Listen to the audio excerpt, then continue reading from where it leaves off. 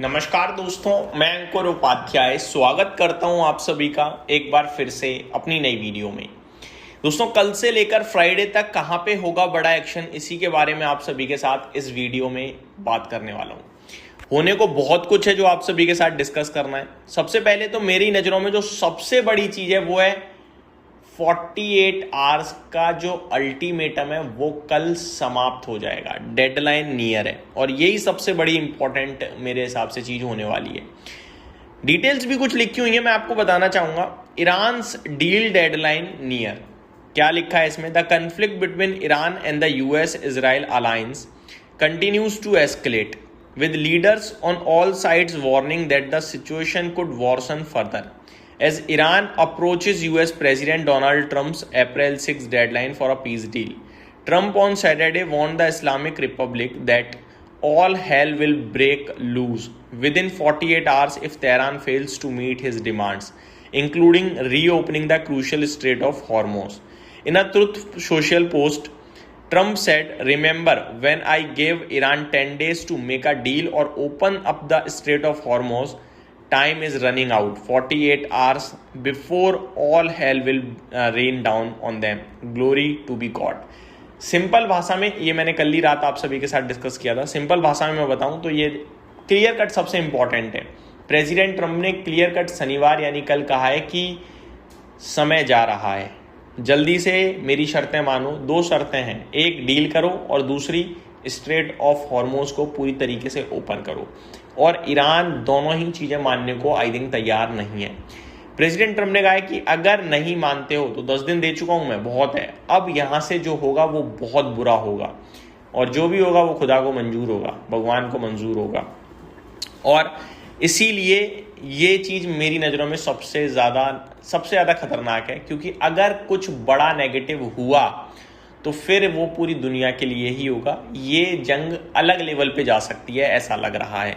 तो यहाँ पे देखना होगा क्या होगा। अब ये जंग अगर अलग लेवल पे जाएगी तो कच्चा तेल ऑलरेडी $110 प्रति बैरल हो चुका है। यहाँ से और कितना कूदेगा हम और आप सोच भी नहीं सकते। पॉसिबल है कि अगर केस बना बड़ा तो $150 भी हो सकता है। तो करंसी जो मार्केट्स हैं, जो ग्लोबल मार्केट्स हैं, जो कच्चे तेल को खरीदती हैं, उनके लिए तो मतलब लेने के देने पड़ जाएंगे, ये मान लीजिए। तो ये मेरे लिए एक नेगेटिव पॉइंट होगा काफ़ी बड़ा। तीसरा, FIS की सेलिंग चली रही है, हमारे यहाँ भी और हो सकती है क्योंकि रुपया और कमज़ोर होने के चांसेस बन जाएंगे और आपका FIS की सेलिंग का प्रेशर होगा। बायर कोई होगा नहीं तो मार्केट और तेज़ी से टूट सकता है। तीसरी बड़ी बात, RBI ने डॉलर बेचकर रुपए को बचाने की कोशिश जरूर करी है, बट ऐसा होता है तो डॉलर की डिमांड बहुत स्ट्रांग लौट सकती है और ज़्यादा, और ऑलरेडी काफ़ी स्ट्रांग है ही इस समय, और फिर रुपया बच नहीं पाएगा, शायद और कमज़ोर हो सकता है। और इस बीच में बैंकों को नुकसान ज़्यादा लग सकता है, ये भी याद रखिए, क्योंकि उन्हें पोजीशन कट करनी ही करनी है। पांचवा देखा जाए तो यहाँ पे लिखा हुआ है वीक टेक्निकल सेटअप। अब इसमें सेटअप क्या है वो एक बार पढ़ लेता हूँ। The Nifty is currently stabilising near the 22,700 zone, but the overall structure still reflects a corrective bias, यानी कि थोड़ा और करेक्शन के लिए संकेत दे रहा है ये। The market is holding but not showing strong momentum. A breakdown below 22,300 could accelerate selling pressure and push the index towards 22,000 21,800 zone, a crucial support area। तो ये कह रहे हैं कि एक बार अगर 22,300 टूटा तो 22,000 की तरफ निफ्टी तेजी से जा सकता है, और 22,700 के आसपास जो है वो सपोर्ट लेने की कोशिश कर रहा है, लेकिन एक्चुअली में दम नहीं है, स्ट्रेंथ नहीं आ रही है, मोमेंटम नहीं बन पा रहा है, वीकनेस दिख रही है मार्केट पे। वहीं ऊपर की तरफ इन्होंने जो रेजिस्टेंस दिखाया है इमीडिएट लेवल पे वो है 22,800 से 23,000, और जो सप्लाई जोन है यानी कि जहां पे बिकवाली ही आ जाएगी वो है 23,200 से 23,500। ठीक है, only sustained above these levels would indicate a meaningful recovery. Momentum indicators continue to remain weak, signaling a lack of strength in the current move.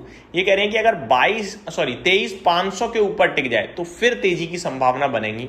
ये चीज मैंने भी आप सभी के साथ फ्राइडे वीडियो में डिटेल में डिस्कस करी थी निफ्टी के लेवल्स के साथ। एग्जैक्टली बताना चाहूंगा 23,468 ये वो लेवल है आई थिंक जो निफ्टी का 20 EMA या फिर प्रीवियस वो हाई जहां से हम गिरे थे वो लेवल है। इसके ऊपर निकलने के बाद थोड़ी स्ट्रेंथ आएगी। 20 EMA नहीं है, प्रीवियस हाई जो हमने लगाया था और फिर गिर गए थे, उसके ऊपर निकलने के बाद स्ट्रेंथ मुझे लगता है आनी चाहिए, और वही ये बोल रहे हैं 23,500 के समथिंग। ठीक है, तो ये ओवरऑल चीजें जो दिख रही हैं इस समय। अब क्योंकि हम अप्रैल मंथ में आ चुके हैं, पूरा वित्त वर्ष खत्म हो चुका है हमारा, तो भैया रिजल्ट सीजन भी शुरू होने ही वाला है। तो रिजल्ट्स कैलेंडर भी मैं आप सभी के साथ शेयर करना चाहूंगा, क्योंकि काफी सारे नंबर्स अब आने की शुरुआत करेंगे। सबसे पहले 9 अप्रैल दिन याद रखिएगा, यहाँ पे आपके लिए TCS अपने नतीजे पोस्ट करेगा, Anand Rathi wealth management, GM breweries, ये कुछ बड़े नाम हैं जिनके नतीजे आने वाले हैं इस हफ्ते। बाकी सारे नंबर्स नेक्स्ट वीक से आएंगे पूरी तरीके से। आगे मैं आप सभी को बताना चाहूँगा कुछ और स्टॉक्स जो एक्शन में रहेंगे। एक है आपका 8 अप्रैल को वरुण बेवरेजेस 50 पैसे का डिविडेंड है। 10 अप्रैल को जैश इंजीनियरिंग 60 पैसे का एक्स डिविडेंड है। बाकी कोई खास बड़ा स्टॉक नहीं है। साथ ही साथ कुछ कॉर्पोरेट एक्शंस के साथ साथ इवेंट भी हैं, लाइक RBI की पॉलिसी, US का CPI इन्फ्लेशन डेटा, और भी बहुत सारे डेटा आने हैं जो मैं आप सभी के साथ डिस्कस करूंगा दिन के दौरान। इस वीडियो में सिर्फ इतना ही। Thank you so much for watching this video. Have a great day guys.